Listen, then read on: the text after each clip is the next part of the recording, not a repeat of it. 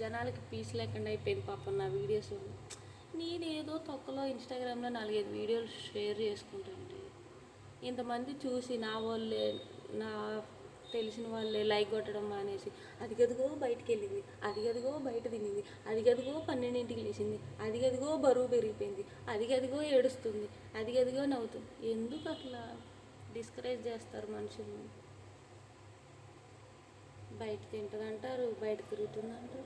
మీ ఇష్టమైతే మీరు కూడా తిరగండి. మీరు బయట తిరగట్లేదు, ఇంట్లోనే తిరుగుతున్నారు ఏమన్నా. వేస్ట్. ఎందుకు ఇట్లా తయారయ్యారో జనాలు నాకు అర్థం కావట్లేదు.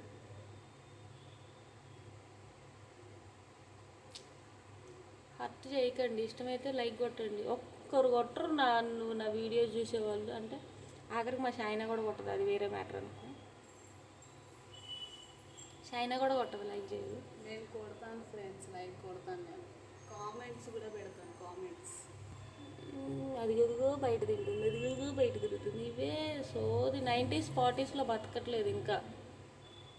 Wake up to the reality.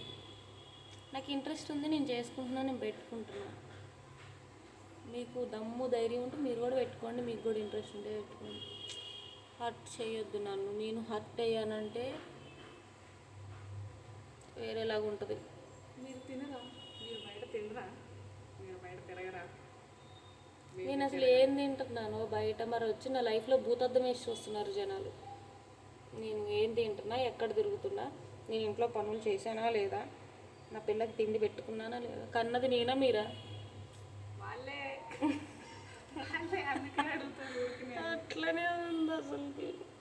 Interest ఉంటే నా వీడియోస్ లైక్ కొట్టండి, లేదంటే వదిలిపడే.